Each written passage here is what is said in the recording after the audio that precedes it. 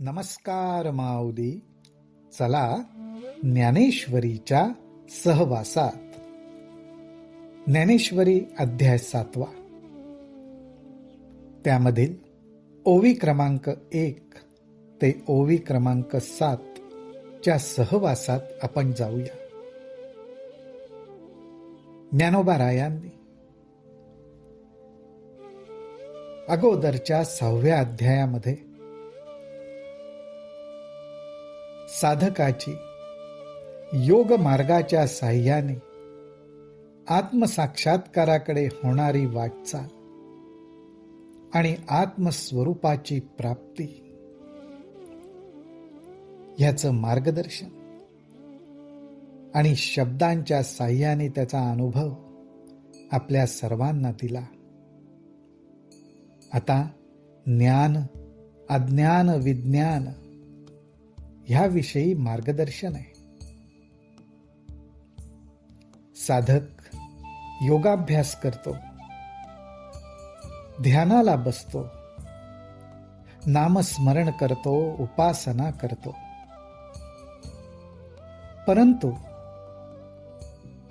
साधना करून झाल्यानंतर जगाला सामोरं जावं लागतं. साधकाच्या समोर सर्व जग उभं असतं. जगामध्ये दिसणारी विविध नामरूप, आकार, रंग हे सगळं दिसतं. मग परमेश्वराच्या एकतत्वाचा घेतलेला अनुभव, परमेश्वराशी समरस झाल्याचा अनुभव जो ध्यानात घेतलेला असतो, योगाभ्यासामध्ये घेतलेला असतो, तो अनुभव कुठे गेला? तो विखुरला का? अशा वेळी ज्ञानोबाराय म्हणतात, हे विविध नामरूपाने प्रगटलेलं जग, त्याचं स्वरूप सुद्धा समजणं आवश्यक आहे. ते जर समजलं तर एक साधक लीलया अर्थात सहजपणे जगामध्ये वावरू शकेल. त्याच्या बुद्धीचा गोंधळ उडणार नाही. कारण भगवंत सगुण साकाराच्या पलीकडे शुद्ध निराकार स्वरूप. पण ते जेवढं शुद्ध निराकार असं जे त्याचं निर्गुण स्वरूप आहे, तेवढंच पवित्र, तेवढंच शुद्ध सगुण रूपही आहे. अशा प्रकारे नाम, रूप, आकार, गंध, दृश्य या रूपाने प्रगटणारा भगवंत आणि निर्गुण निराकार ह्या रूपात सदैव असणार परमात्म तत्व दोन्ही संपूर्ण आहे, एक रूपच आहे. ह्या गोष्टीचं विशेष करून ज्ञान साधकाला असणं आवश्यक आहे. ज्ञानोबाराय म्हणतात, ऐका मग तो श्री अनंतू, पार्थाते असे म्हणतू, पैगा तू योग युक्तू झालासी आता. भगवान आनंदाने अर्जुनाला म्हणतात की अर्जुना, तू आता खरोखरच योगयुक्त झालायस. अर्थात अर्जुनाच्या अंतःकरणाची अवस्था योगयुक्त झाली होती. अंतःकरण आत्मतत्वाशी समरस झालं होतं. आत्म्याच्या स्वरूपाचा बोध अंतःकरणाला झाला होता. हे अर्थात भगवंतच ओळखू शकणार. आणि ते ओळखूनच भगवंत अर्जुनाला म्हणाले, पैगा तू योगयुक्त झालासी आता. ज्याप्रमाणे एखाद्या विद्यार्थ्याला संपूर्णपणे ज्ञान झालं का नाही, अर्थात त्या ज्ञानाचा अनुभव आला का नाही, हे एक उत्तम शिक्षकच ओळखू शकतो. त्या विद्यार्थ्याचे हावभाव, त्याचं बोलणं, त्याच्या डोळ्यामधनं प्रगट होणारं ज्ञान हे एका उत्तम शिक्षकालाच कळू शकतं. त्याचप्रमाणे भगवंतांनी ओळखलं की अर्जुनाचं अंतःकरण योगयुक्त झालंय. पण एवढ्यावर भगवंत थांबले नाहीत. ते म्हणतात, मज समग्रा ते जाणसी ऐसे, आपुलिया तळहातींचे रत्न जैसे, तुझ ज्ञान सांगेन तैसे विज्ञानेंसी. अर्जुना, आत्मस्वरूपाचा अनुभव तू घेतलास, परंतु ज्याप्रमाणे आपल्या हातामध्ये जर आपण एखादं रत्न धरलं तर ते रत्न आपण व्यवस्थित बघू शकतो, त्याचा अनुभव घेऊ शकतो, त्याचा स्पर्श आपल्याला होत असतो.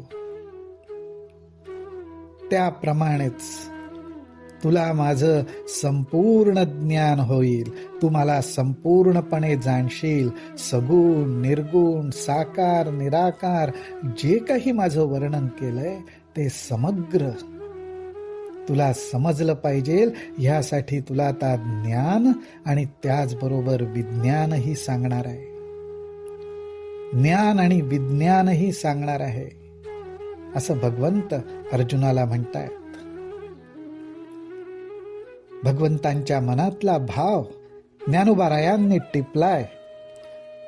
तो भाव काय होता तर भगवंतांना असं वाटलं की अर्जुनाच्या मनामध्ये एखाद वेळेस शंका येईल की गोष्टी तर ज्ञानाच्या, पण त्या ज्ञानाबरोबर मी विज्ञानही सांगेन असं म्हणतोय. एथ विज्ञाने काय करावे, ऐसे घेसी जरी मनोभावे, तरी पै आधी जाणावे तेची लावे.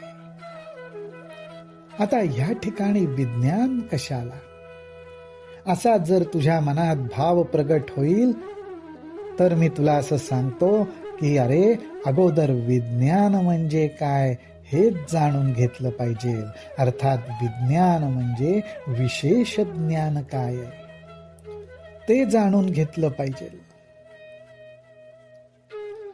आणि हे विज्ञान, विशेष ज्ञान, ज्ञानोबा इथे कोणत्या गोष्टीला म्हणतायत तर प्रपंचाचं ज्ञान, ह्या सृष्टीचं ज्ञान, हा समोर दिसणारा जो संसार आहे, विश्व आहे, ते काय आहे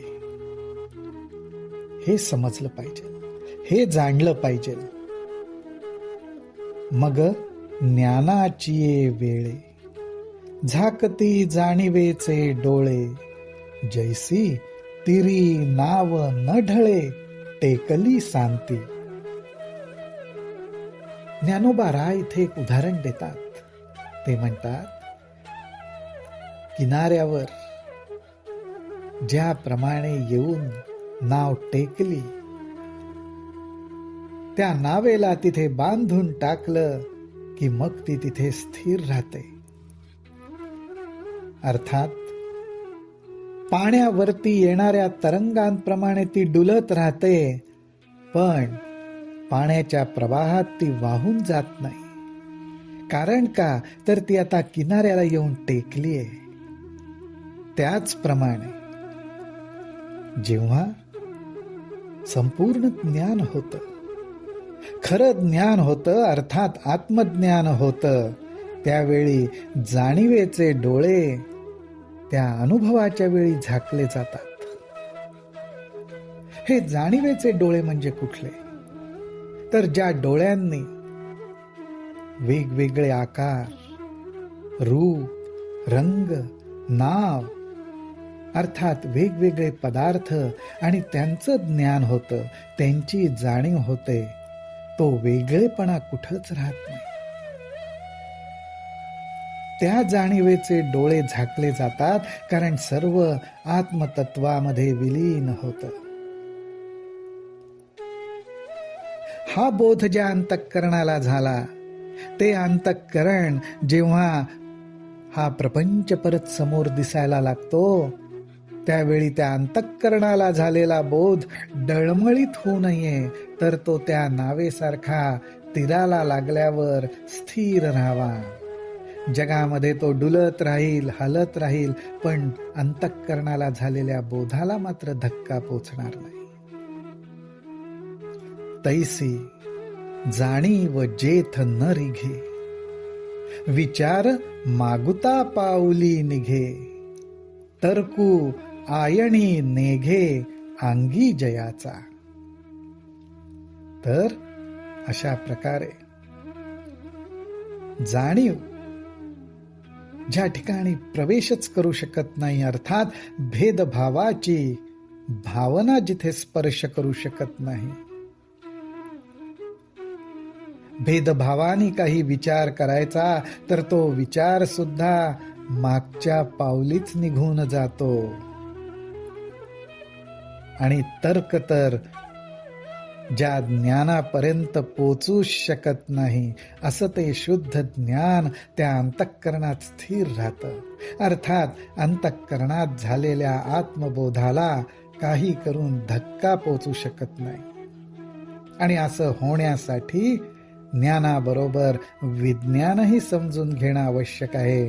आणि ज्ञानोबा तर म्हणतात, पहिल्यांदी तर विज्ञानच समजून घेतलं पाहिजे, मग ज्ञान. अर्जुना तया नाव ज्ञान, येर प्रपंचु हे विज्ञान, तेथ सत्य बुद्धी ते अज्ञान, हेही जाण. काय सुंदर व्याख्या ज्ञानोबारायांनी केल्यात. ज्ञानोबाराय म्हणतायत, अर्जुना तया नाव ज्ञान, जिथे जाणीव शिरू शकत नाही, विचार मागच्या पावलीच परततो, आणि तर्क करण्यासाठी तिथे काही उरतच नाही, तर्क त्या स्वरूपापर्यंतच पोचू शकत नाही. अशी जी अवस्था आहे त्या अवस्थेला आम्ही ज्ञान म्हणतो. अत्यंत स्थिर आहे, कुठल्याही प्रकारे ते डळमळत नाही. त्या ज्ञानाच्या ठिकाणी कुठलाही भेदभाव नाही, स्थिरपणा आहे, त्याला आम्ही ज्ञान म्हणतो. आणि इतर ज्या गोष्टींमुळे मनात भेदभावाचे तरंग उमटतात, हे असं आहे, हे तसं आहे, वेगवेगळे आकार, वेगवेगळी नाम, वेगवेगळी रूप, रंग, हे ज्ञान ज्या ठिकाणी होतं ते प्रपंच ज्ञान. येर प्रपंचू हे विज्ञान, त्या ज्ञानाला विज्ञान म्हटलेलं आहे. प्रपंचाची ओळख करून देणारं जे ज्ञान आहे ते विज्ञान. आणि त्या ज्ञानाला जी बुद्धी खरं ज्ञान आहे असं समजते ते अज्ञान, हेही जाण. तेथ सत्य बुद्धी ते अज्ञान, हेही जाण. अर्थात प्रपंचाचं होणारं जे ज्ञान आहे ते अस्थिर आहे. प्रपंचामध्ये सतत बदल घडतोय. आज असलेला प्रपंच उद्या नाही, सतत बदलतोय. अर्थात त्याला स्थिरत्व नाहीये. पण असं असून सुद्धा या प्रपंचाला खरं मानणं आणि हे प्रपंचाची ओळख करून देणारं जे ज्ञान आहे तेच सत्य असं समजणं, त्याला आम्ही अज्ञान म्हणतो, असं ज्ञानोबा सांगतायत. आता अज्ञान अवघे हरपे, विज्ञान निशेष करपे, आणि ज्ञान ते स्वरूपे होऊनी जाईजे. अहो, पण जेव्हा सत्य शुद्ध असं आत्मज्ञान होतं त्यावेळी ह्या प्रपंचाविषयी जे ज्ञान आहे त्याला आम्ही अज्ञान म्हणतो, ते निशेष नाहीसं होऊन जातं. ते निशेष नाहीसं होऊन जातं. हे अज्ञान म्हणजे काय तर ह्या विज्ञानाला, प्रपंचाची ओळख करून देणाऱ्या ज्ञानाला खरं मानणं, हे अज्ञान नाहीसं होतं.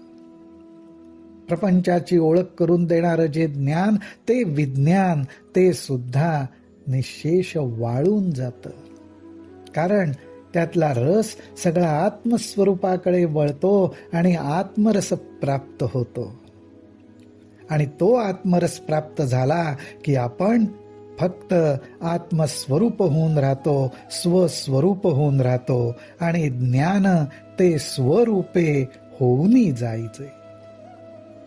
अशा प्रकारे ज्ञानोबाराय आपल्याला ज्ञान, अज्ञान, विज्ञान याची ओळख करून देत आहेत. ज्ञानप्राप्ती झाल्यावर, ज्ञानप्राप्ती होण्याच्या अगोदर, ज्ञानप्राप्ती होत असताना आपल्याला अज्ञान आणि विज्ञान सुद्धा समजलं पाहिजे, की ज्यामुळे अंतःकरणाला ज्ञानाचा अर्थात आत्मज्ञानाचा जसजसा बोध होत राहील, पण त्याच वेळी आपला जगाशीही संबंध येत राहणार आहे. जगातले अनुभवही आपण घेत राहणार आहोत, प्रपंचातले अनुभवही घेत राहणार आहोत, पण त्यामुळे अंतःकरणाला होणारं ज्ञान डळमळीत होऊ नये. आपण आतून स्थिर राहिलं पाहिजे. त्यासाठी ज्ञानोबारायांचं हे मार्गदर्शन आहे. रामकृष्ण हरी, रामकृष्ण हरी, रामकृष्ण हरी.